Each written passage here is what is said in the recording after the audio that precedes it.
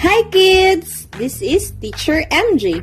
Today, we will learn about the sound and the things that begin with the sound of G, G, G.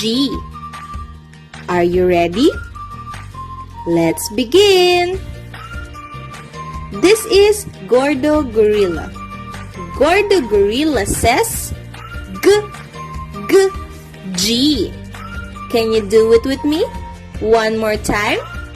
Gordo Gorilla says G, G, G.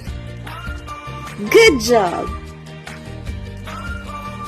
Next, let's identify the things that begin with the sound of G, G, G. Here we go. Gorilla, goat,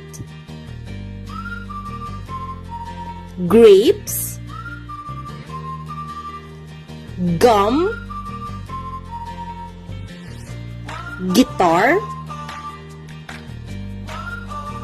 grass, girl,